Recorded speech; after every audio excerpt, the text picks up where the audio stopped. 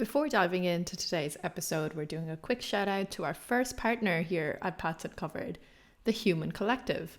It's a community built to support, encourage, and amplify a broad range of humans with an aim to get more diverse people into influential tech roles. I think we're all aware of the imbalances that can and do still exist in the industry, and this is just one of the great ways to help lower those barriers. I think the most exciting part of this all is the fact that this is a path continued. The Human Collective is being built out by Gretchen Scott, who was our guest on episode 10. Join the free community today over on Slack by heading to thehumancollective.com.au. Welcome back, everyone, to another episode of Pats Uncovered. It's a podcast where we get to talk about really untraditional pathways into technology. And today's one, we were just kind of talking about how I kind of even came across Dr. PADMA GADIYAR, but this is such an interesting one because she has had a whole different journey, and I haven't had this kind of conversation before, but I'll let her do her own little introduction for me. Thanks for having me, Akanksha. It's a great opportunity to be on your podcast because it's so much fun and candid. Coming from where we are, usually I record podcasts. I like your enthusiasm. Oh, I love it. This is a very much enthused coffee conversation. Let's be real. I've had like 3 cups of coffee at this stage. So it's a lot of caffeinated conversation, but I'm excited about this. And honestly, so you are a dentist, right? And you've moved into the whole AI world. Yes, I'm a dentist. I've been practicing dentistry for the last 13 years. I'm a multi-site practice owner. I've written a book on practice ownership. I've been running seminars, webinars, talking about business ownership and transition and, everything about buying and selling. I've been in that industry for the last few years now. And then I took the leap into AI and technology. Oh, we've got so much to talk about. I love this. This is the perfect kind of little introduction. So let's dive in and take me back to kind of high school, college times. Obviously, you've done a degree in dentistry. Like, what was the interest in there? Like, how did that kind of start up? I was always interested in healthcare because healthcare is something you can relate yourself. You can see, it's like you see it, right? Yeah. Rather than technology where you're coding and it's quite confusing in real life how it comes across. It's quite.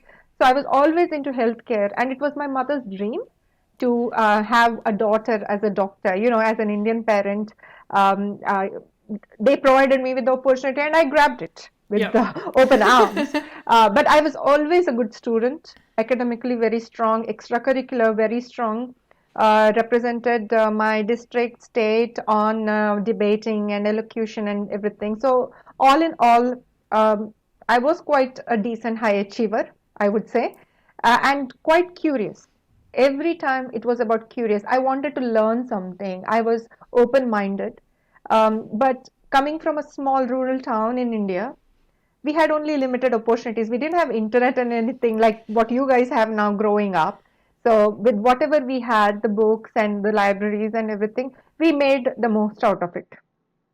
But then I went into getting married, coming to Australia, migrating here, finishing my exams, and I always wanted to be a business owner. That went without a doubt because I come from a family of businessmen, so that was deeply engraved in me. But I never thought about entrepreneurship, to be honest. That has been something as along the journey that has kept me more intuitive, Yeah. curious. So that came as a part of the journey of growing not only with experience, but growing in mindset and exploring what your possibilities was. As a dentist, I could only take care of 8 patients, 10 patients a day. When you have a dental practice, you'll probably take care of 40, 50 patients a day. When you have multiple practices, you'll take care of 100, 150 patients a day.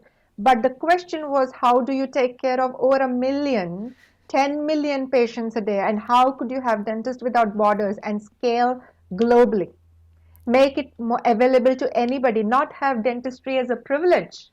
Why should it be a privilege, a luxury, only for those people who have insurance, right?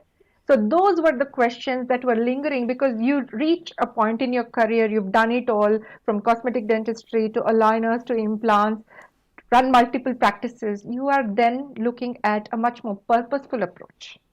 Yeah. Oh, that makes so much sense. Oh, this is, And it's such a good like purpose to kind of have as well. And I mean, that's definitely something I know for a fact, like a lot of people in their careers, it's just like, what is the impact I'm having? Like, what am I even doing? Like, I think about this all the time. Where it's just like, I made a report today. Like, what was the point? Like, why did I like? What was the reasoning for? Oh, how did that help?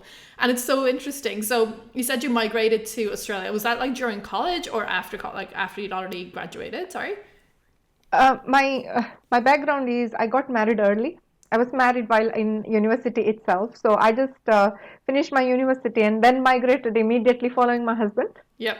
A small town girl. Everything was pretty much decided by the family, and I would say thanks because I uncovered a lot of things quite early. Yeah. I started as a dental assistant in Australia because while you're preparing for your exam to get graduated as a dentist, I didn't want to waste time. Yeah. I just didn't want to sit and study. I wanted real life experience. I'm a people's person. I want to know. I want to hear. I'm a feedback oriented person. I like to be on the field. So so I wanted to learn and I wanted to know how things work in the Australian system. So I started as a dental assistant, as a dental nurse, and I enjoyed it all throughout. And when I graduated, then immediately because of that experience, what I had, I could open up my own first practice. I love, and I So think it's I so took important. opportunity and I grabbed it Yeah. all the way. If it was thrown at me, I took it. I said yes, and then I figured out how to get through to that one. Uh, Sometimes I wondered why, but I think the experience is what shapes you as a human being, Yeah. and you have to fail, you have to learn because those things keep you humble, and you have to explore new things all the time because that's what makes life more interesting. I love it. So, did you set up your own practice the first thing once you graduated, or was that while you were working under a different practice? So, is that like No, straight no. into the business and ownership and stuff? So I finished my dentistry in India and then I migrated to Australia straight away. I worked as a dental nurse here. Yep. I learned everything about management of how it was all done. And then I partnered with another dentist that I was working under. And then Okay. we started our first practice straight away. Oh, look at that And I go. was and I was 6 months pregnant.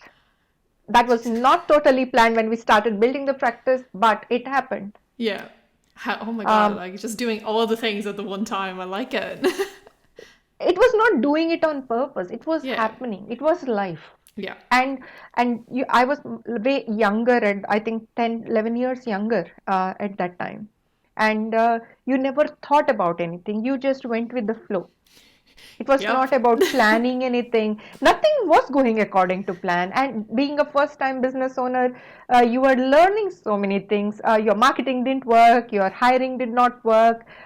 There were issues with the billing and the pricing, and you were constantly learning. So you didn't have time to think at those times. You just went with the flow.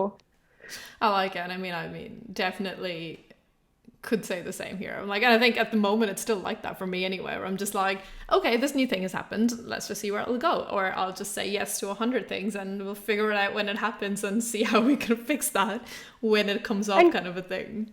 And COVID has changed a lot, Akanksha. COVID Yeah. has changed the way we view the world. We did not think remotely what the innovations that are happening remotely at the moment, whether it is in the healthcare space, whether it is in the fintech space, the retail tech space, insure tech space, or in the employee tech space that is happening. We did not think that was possible. So Yeah. COVID has given us that opportunity, and somebody would have said yes to make it happen. Yeah. Somebody was exploring that. So having that mindset and open-mindedness is, I think, what makes a real good business person and an entrepreneur. I like that. That's great advice for kind of people going out there too. And I think I've definitely seen that happen where they're just like, no, no, this is what I'm building and this needs to be exactly this way and it's going to work this way. And you're like, that just, no, it's, you need to be flexible. Like nothing works the way you want it to work sometimes. And I'm a dentist. We are a bit obsessive compulsive, with, especially when we do cosmetic dentistry and aesthetics. The way we work and we are trained, we are much more obsessive compulsive than the general population. And I see a lot of tech that is being introduced in the dental space, and people are constantly, rather than releasing it out, they're constantly making it better and better and better and better. And while ours was we released it out. I like We that. failed. We failed. When we released it out for the first time, we failed because I was like, let's put it in the hands of the consumer. Let them tell us whether it is the dentist, whether it is the patient at the as our end user. Let them tell us what they want. This is what we thought as a team, right? But what is our end user saying? So feedback is what makes your product perfect. I had no idea. I only did dentistry. I only ran a couple of businesses. So I had to learn how a product is introduced in the market, how a technology is introduced in the market. And when we started working on it, it was COVID. AI was new. There was so many challenges around it, around the cyber security, around whether the data, how the data is being stored, what is the regulatory and compliance, IP, and it was all new for me. I had never heard of anything. Forget AI. I'm like, how a coding is done, how the machine learning algorithms will work. I had no clue. But all I knew was we are going to bring dentist in your pocket.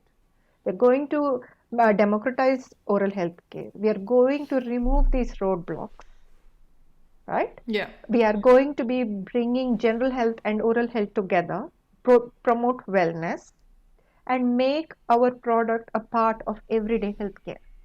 This is it, I knew. Then we had to reverse engineer. So that was my journey into technology. I have learned along the way. I have to be completely vulnerable and say I can't still code, but but I'm part of product. I'm part of designing the workflow, how trialing it, improving the efficiency, UI, UX, everything. And I've learned a lot, and I am enjoying it because I know at the end of the day what the purpose is, what the vision is for the product, and being aligned and focused on it is is another strength in Yeah. itself. So talk to me about so you've built this business and you've kind of like expanded it out, and there's so many different. Where did the change kind of come in? So like you talked about the purpose and the reasoning and the planning behind why you wanted to build this vision. So how did that actually get implemented, right? So you're like, I want to do this. How did you figure out how to do this? Like the whole tech part. Like You did you? don't have to figure it out yourself. That's when you find people. Yeah. You if it is all about you, then it is not a business. It is not a mission. You can be the visionary, you can be the leader, leading the team, walking them through it and everything. But you need team. You need people who have the same passion for the problem you are solving. You have to go and find them. They don't come to you. It's like law of attraction. So the first challenge was to go and find the right team. So how did you do that? And Like how did you find that? Because especially in the Australian market link, during COVID, it's been super hard trying to find people. LinkedIn. Yeah. And we were lucky to be in Queensland where networking events started back. There was a Yeah. lot of support in the innovation space, in the tech space. And I have always been a networker and a collaborator. So if I want something, I'll go and ask for it because I know the worst answer I can get is a no. Yeah. But if Always. you know, and if and I also explored a lot of things in the US space because technology in the US space in the Asian markets was quite advanced. So I did not hesitate to go and ask for help even there. Whoever I knew in the space, I asked them, I piggybacked on them, asked for references, went and interviewed them, discussed the workflows, or I did not even know what the jargons they used. Yeah. How So did I you had to find that? even Like how did you find kind of trying to get your head around like all the different specific words and the buzzwords everywhere? let me take you to the most basic things. Wireframes, Yep. um, wire and frames. It made no sense. I'm like, how can frames have wires on them, right?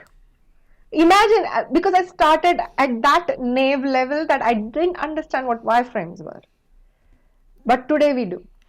Today we do what it is, different levels of testing that happens to everything. But it was hard. They had to educate. So I had to find a team that was okay for me to be naive, but I could trust them that they were not exploiting us because Yep. we were a self-funded startup at that time. but also had the courage, the humbleness, honesty, and the patience to train me as well. Yeah. Because end of the day, I was the one that was the face of the company at that time. So I had to be educated on the technology, at least on how it is done, why it is done that way, from a cybersecurity point of view, from a data point of view. They had to train me in all that. So I had to find a team that we could connect and could understand the mission as well. And it's not just a project for them Yeah. who came together. So the first and foremost challenge was to bring the team and then figure out where I'm going to get the data from. That was gonna be my next question. It was just, I mean, so Yeah. anytime when you're talking about AI or anything, or like trying to build intelligence into something, it's a case of we've got the people to do it, and now we've got the machines to do it. What do we do it Yeah, on? data was another challenge because it's not readily available. What we were trying to do is bring in smartphone technology, AI, and computer vision. We Yeah. were trying to trend on the selfie culture, make dental care remotely available, be a part of everyday health, everyday healthcare. So that kind of data was not readily available. We had to go and find for that. That took a lot of time. Finding the people for that, finding the data for that, then what's that? De-identifying the data, then labeling it. You name it. It's been a journey in itself. And then finding the right team to even label it, and Yeah. even educating our engineers, because they are AI engineers are somebody that they're constantly training the models. But healthcare is something they just can't treat it as a data set and a labeling. There is emotions attached, there is people attached there. Yeah. And especially when it comes to your mouth, I have been a part of the ecosystem. We design smiles. But your teeth is not just your teeth, it's something that promotes nutrition because you chew your food. Your teeth is not just your teeth, it's also to build your confidence when you smile. So we had to train our AI engineers to bring in emotion in it, to understand how the labeling is done. So a lot of training went into training them to become mini dentists as well. And I think that's so So important as well. Like, as in the people building the product need to understand who the product is kind of targeting and understand what they're going to get out of it. And that is literally what? one of the hardest parts of people understanding that. And for the fact that you're training them essentially to being mini dentists is amazing. Yeah, and then it came to finding the right operations team, the customer success team, accounts management team, and I hadn't recruited for all this. We've pretty much recruited for dentists and practice managers and dental assistants in the past, office admin.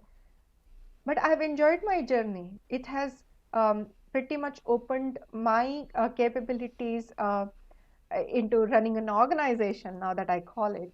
We are going to the next stage.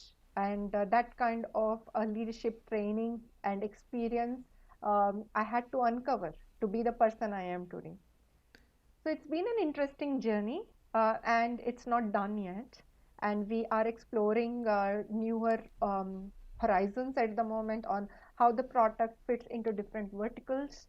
And it's not just the dental industry, but also how to bring in the other key players in the dental ecosystem. That could be the insurance providers, that could be the product companies, that could be the huge corporates that are and the DSOs that are playing in that market, and how can we work together uh, uh, into solving the problem for our customer, that's the end user. So, just as a quick snippet of like a really quick elevator pitch, so what exactly does Smile.io, is that what it is it's called, right? Smilo. Smilo.ai. I mixed up the last letters. Smilo.ai. Like, so if you were to explain that to like people listening in so they can understand and go have a look at it, what exactly does it do at the moment? Smilo.ai is, in a nutshell, a dentist in your pocket. You can access it anytime, any place, from a click of a button, because it uses smartphone technology. You can click a few pictures, put it in there. Our AI is trained to identify different oral problems, also help you simulate your smile from the comfort of your home, and find personalized recommendations for you. So it brings you and your dentist on the same page, and you're more inclined towards personalized care and preventative. Oh, I know for a fact my sister's been looking into getting her smile fixed, even though I think it's perfectly fine, but she sees a difference. I'm like, I'm gonna get her to She's try on it out. Zoom. She's on Zoom. But no, that's amazing. And I think it's interesting, right? Like there's AI and all these things, and technology in general can help in so many different aspects of kind of everything out there at the moment. And I'm sure there's a lot of technology in dentistry, don't get me wrong, I know there is, like modeling up how teeth should look or Invisalign and all these different things. But I think it's super interesting to be able to bring that back down to the consumer, right? Back down to the person. Like, how can we make this the easiest for you? How does this is the simplest format? And I think not enough is being done in that at all, like in not just in dentistry, but across different areas. And it's so interesting to see someone in the field being like, no, I think we can do better. And let me just leverage something I don't know anything about and see how we can make it better. See, the lockdowns have affected our businesses a lot. Yeah. We are not federal funded. Most of our clients do either out of pocket or are insurance covered, right? And one thing I have realized now with this extended lockdowns, our businesses get affected because if a patient or a customer doesn't walk into our business, we don't have a business. Yeah.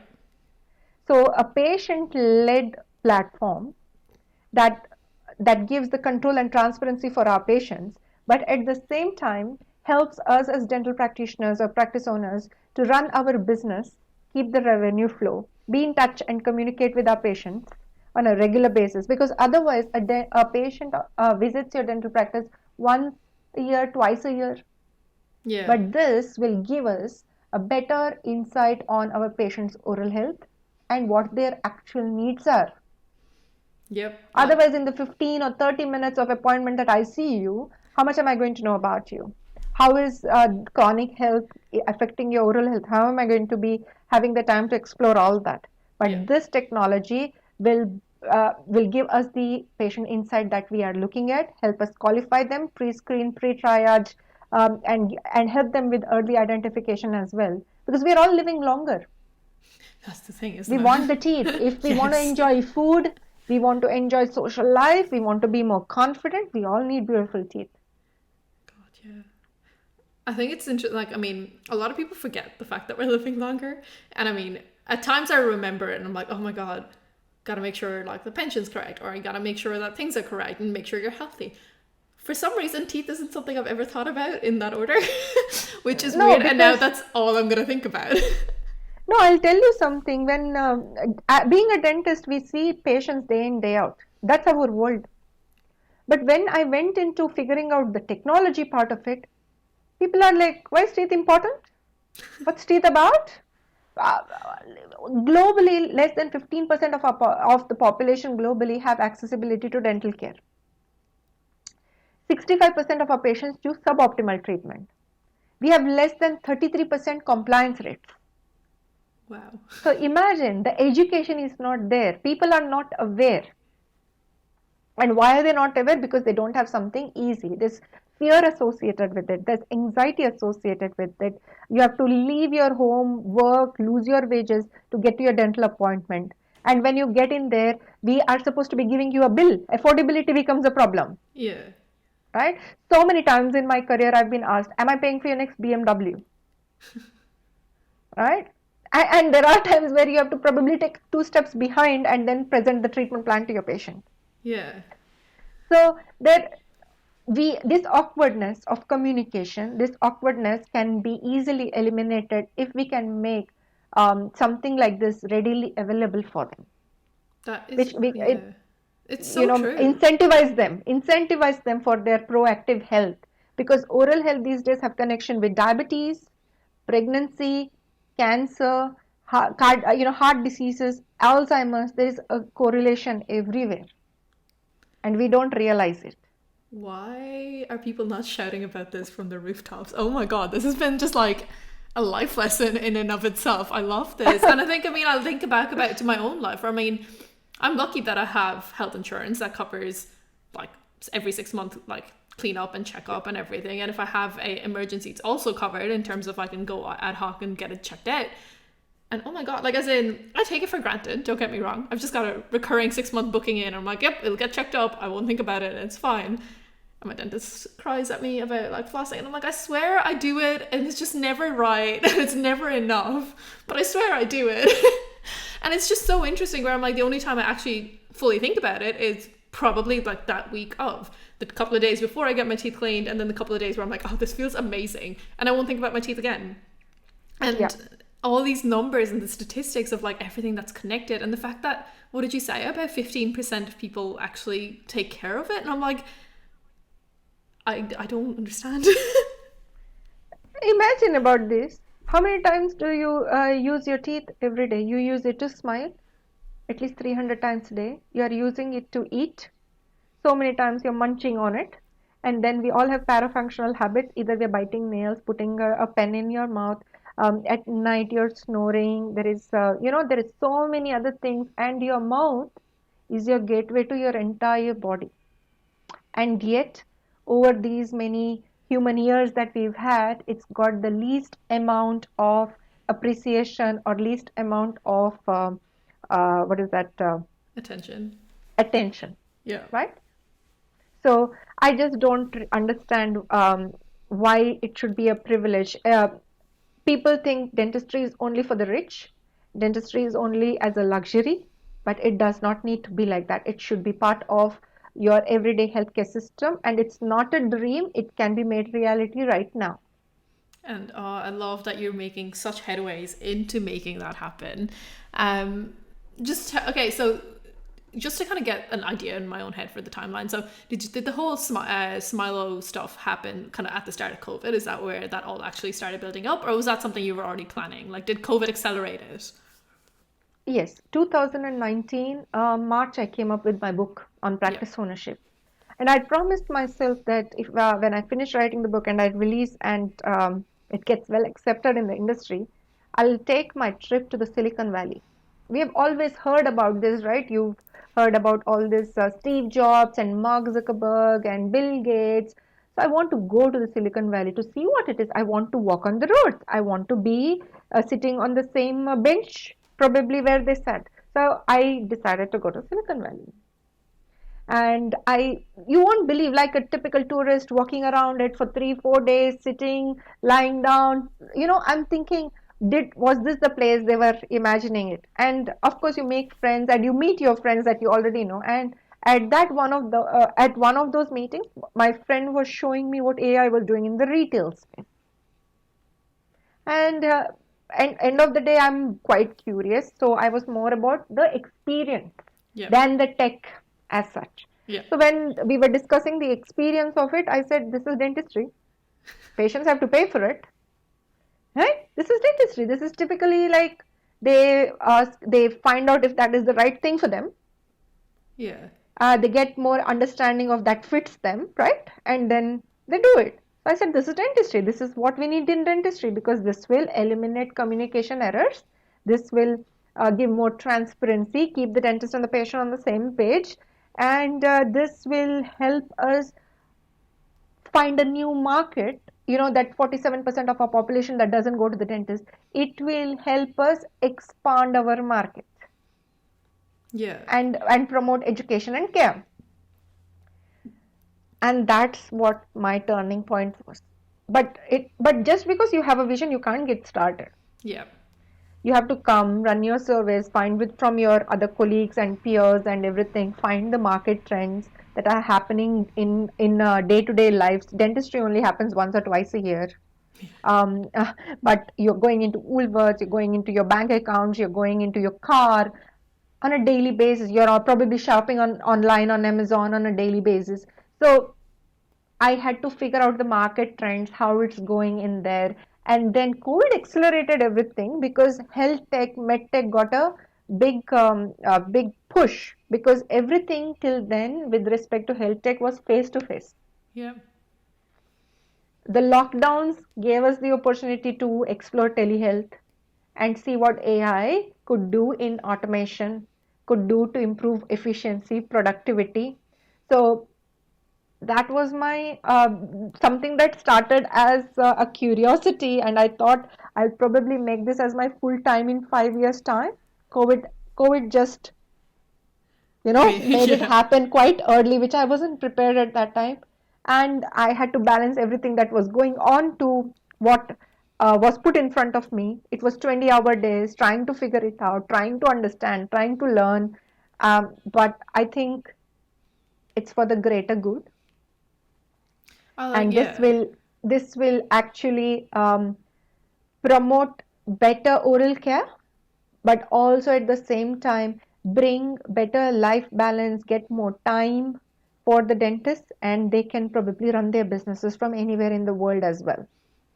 I think that's the key to it as well, right? Like, I mean, I was a user of telehealth before kind of COVID happened. I'd used it a few times before, and I was like, you're telling me I'm dying sick and I can just call and be like, hey, this is what's happening, instead of trying. And this was especially a thing where I was living in college. I'm like, I didn't have a means to go get in a car because I didn't have a car to go to a doctor, right? And I was just like, I'm meant to walk, even though I have got food poisoning, all the way to a thing to be like, hey, I need like a checkup, and B, like a note saying I'm sick. And it's just bizarre to me that that was a thing.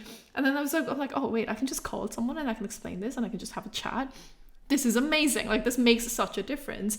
And the whole part that you mentioned about like this kind of fear attached to dentistry, which I don't think I ever really had, and I don't know how I got away with not having that fear, because everyone I seem to know has like, oh, don't want to be at the dentist, terrifying. And I'm like, but why? I never understood where that came from. And to even take that part out of like, here's possibly what could be like what's happening, and here's possible solutions, and this is how it'll work. Now it's an appointment set up and go do it. I think that helps so much to kind of even get rid of that fear at the start of it.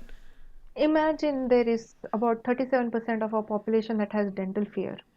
They don't even look into your eyes. They don't even want to talk to you on the phone.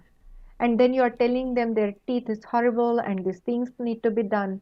Can you imagine the pressure they are going through? This just Smilo was built with an intention that they can see all that at home without being feeling that somebody is judging them. Yeah. And even if they don't want to talk, we are all used to WhatsApping these days, so they can chat with the dentist on a secure platform and feel comfortable doing that even before they attend their first. Oh, And I the love dentist that. has got an opportunity to check all the data, qualify that a person, pre-screen them, and understand them even before they have come into the dental practice. And that 30 minutes goes into patient care rather than building rapport and everything else. Because for a dentist, when they are working, that's when they are paid, isn't it? Yeah. So this gives them a chance to save on their protective equipment, save on their front office spending so much time on patients. Yeah. Everything can be digitalized because we've digitalized that entire patient check-ins. Oh, that's so So good. so it's saving time for them, and they can then concentrate on the patient care. Otherwise, right now, you have to go into the waiting room, check in, fill in the forms. The poor thing, the girl pretty much is attending the phones, doing the billing for somebody, giving the form to you, scanning it. But her job should be to take care of you, because most of them who walk into the dental practice have some kind of a fear or awkwardness. Oh, I would have said, if I'm seeing 10 patients a day, at least 8 will tell me I hate dentists. I'm like, yeah, I'm one of them. That's why I don't look at myself in the mirror. yeah. I mean, like, I'm one of those, in fairness, like, just, like, I'm one of those patients that I'm like, I kind of don't want to know what you're about to do. Just do it all and you can tell me about it later. I'm like, I'll just close my eyes. I'll just hear drills. Like, don't tell me what you're going to do. I had one dentist and she was like, so I'm about to put an injection here and it's going to, I'm like, don't tell me. The minute I know what's happening, the images are weird to me. And I'm like, you can tell me about it all after you're done. I don't want to hear it first. But I Yeah. think it's interesting. And I mean, maybe the difference for me is just like, because I don't know what's going to happen after that, I'm like, is it going to be worse than what I just went through? And it kind of solves that again in that pre-assessment part of it where it's like, this is what might be coming up, and at least I know it. I'm like, oh, okay, cool, this is fine, this is not the bad. Yeah, you know what is to be done. You know the person who's going to do it. You trust them. You've built a rapport, and you have figured out how it is going to be done in how many appointments and everything, right? Yeah. And then when you go and see that person, you already know them, Yeah. and they already know you. They know that you are educated, rather than communicating and feeling awkward telling you a treatment plan. Yeah. Oh, I And love they this. exactly know, rather than just spending time talking about your only one problem, they can treat you as a whole. Yeah, and I think like look, it's been such a good chat, especially because, and I mean, I've definitely noticed like everything just comes back to patient care and it's how can we make this better for the people, and that is such a good like place to be in, especially when you're building any kind of technology where like the focus is always back to the actual user and the person. And I don't know how anything you can be doing is better, to be honest, than that. You need interactions. And our next generation of millennials, um, may even your generation for that matter, is tech friendly, tech savvy, digital, pretty much. And we need something interactive to keep you guys engaged, isn't it? Yeah. And that is one of the most important things that every small, medium-sized business has to go through that evolution now. In the next 5 to 10 years, that will be the biggest trend that will be taking over. You have to be digital friendly, because otherwise, in a profession like dentistry, where cost is quite a huge thing driving it, how are you going to manage retention, loyalty, engagement? Or else you'll be spending all your budget on acquiring new patients all the time, which is Oh, not 100%. sustainable. No, and I think if you think, I mean, I definitely think about this where like the GP I go to, I essentially have stayed with that GP because they have an online platform that I can easily book. Because anytime I call them, it's about a 25-minute wait on a phone. And I hate calling that Exactly. GP. But I mean, I know they've got a platform where I can just book it in, right? Combank, I stay with that bank just because I like their online platform. It's the only app that actually functions properly compared to all the other Hmm. ones. And the fact that GPs are already at this stage of like everything's online booking and it's keeping up with like the different trends. Like nobody wants to call a GP and stay there for like 25 minutes and be like, okay, cool, I can come in that day, done. For like a 10-second conversation, you're waiting 25 minutes. And I think dentistry is the next, like, it does need to get to that. And this is definitely on its way to helping get there. Absolutely. And that's where we want to concentrate on that. Patients are well educated, patients are very well taken care of, and the entire process is transparent. They feel in control, they have the convenience. Oh, And yeah. imagine then the engagement we are going to achieve and the loyalty. It would pretty much be like the like the medical one. No, this has been such a great chat, I think. And I think looking over the whole kind of journey overall, where like it's just been the step by step of like, let me learn something new. How can we make this better? How can we make it better for the patient? And I am obsessed with that thought. And I think you're doing such great work across the way. And just in case of like, okay, we need to help patients. How do we do it? Tech. The best of both worlds for See, me. I was a part of it. I am a part of the ecosystem, right? I am a dentist. So I understand the dentist psychology, that being a service provider, is the tech going to take me away, take my job away? Yeah. But dentistry is still a people's profession. Yeah. So any technology is only a tool to get better efficiency and Yeah. productivity of your time, of your skill, and what delivery of care you want to do. Okay, but I also interacted with patients, so I was like, what are they looking for? What is their roadblocks, and what is, so while you're working in the ecosystem, we were also working on the ecosystem to understand the real problems and where there was um, a gap in the system. Yeah. So that's where we are trying to be a common gateway between patients, and be patient led, and give them a better patient provider experience, but also at the background bring dental and medical integration together. Oh, what a great like way to wrap it all up into one thing. And I think it's, yeah, no, it's so great. And I think, I hope if someone's listening and they're in a different industry where tech isn't such a big thing, like it inspires them to kind of get into it, because there are still so many things that aren't fully across that yet. And I think it's just a case of, it's not going to be people like me that are like, oh, I'm a data scientist, I work in tech, that can go and build something like this from scratch in dentistry, because I don't know the market. I would have to work with someone who is a dentist, right? And the hope is just for people like yourself to take that initiative and get out there and find people like me to go help make all this stuff happen. So I'm very glad. Oh, this is such a good chat. Thank you so much for your time. No, look, everybody has a unique skill. Everybody has a unique strength. If we start working on our weaknesses, our strengths go waste.